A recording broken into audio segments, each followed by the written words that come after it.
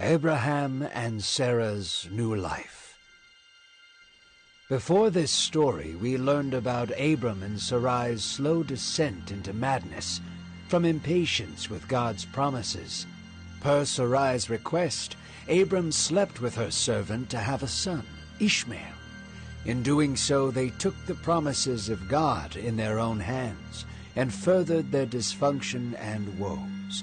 Now, we will learn about how God still makes promises despite their disobedience.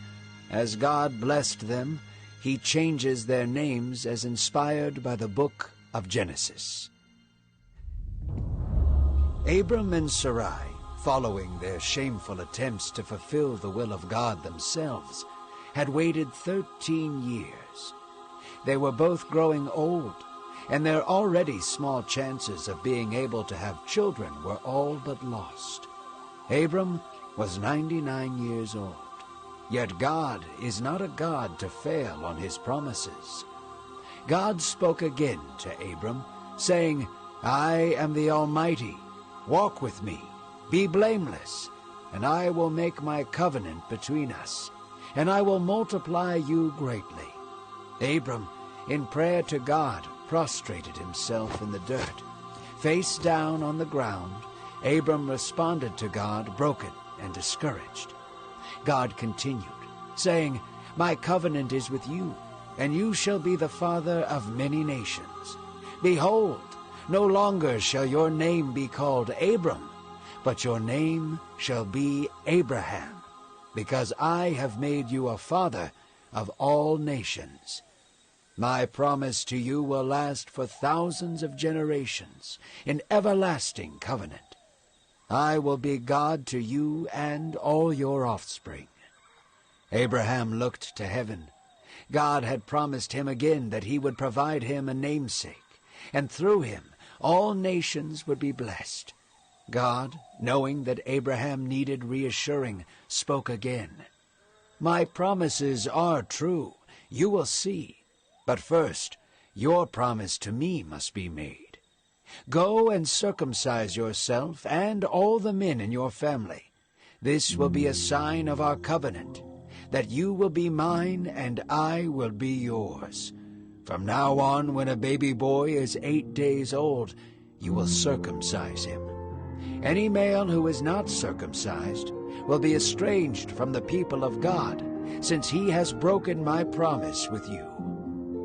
God also spoke of Sarai, saying, "As for your wife, you shall not call her name Sarai, but Sarah. I will bless her abundantly, and I will give you two a son, and you will call his name Isaac. I will bless her, and she shall the mother of nations to come." Abraham fell on his face again, but this time it was not in worship.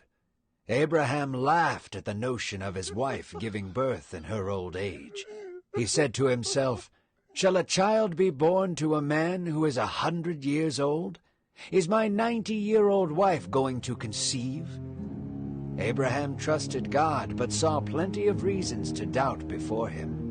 This is the struggle of man with God, trusting him despite all circumstances saying the opposite. Abraham looked to God and said, "What of my son Ishmael? Could you just bless him instead? I doubt we will be able to have children." "No," God said, "but Sarah, your wife, shall bear you a son, and you shall call his name Isaac. I will establish an everlasting covenant with him. I will bless him and all the children beyond him. As for Ishmael, I have heard you. I have already blessed him and will make him fruitful. He shall be the father of 12 princes, and I will build a great nation through him. But I will establish my covenant with Isaac, and Sarah will bear him to you at this time next year." Abraham believed in God, though he did not completely understand God. Abraham and Sarah were victim to the time they felt slipping away. Mankind was not built to endure the entropy of age. Abraham, in faith, did as he was told. He circumcised his family. The tearing away of the foreskin was a symbol that Abraham's seed belonged to the Lord. It was a strange sacrifice with eternal and metaphysical meaning.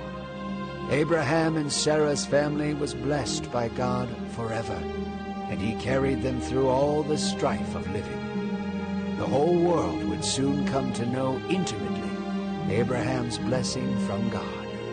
One day, the sacrifice of a descendant of Abraham would shower the entire earth with blessing. Yet for now, they waited on the Lord.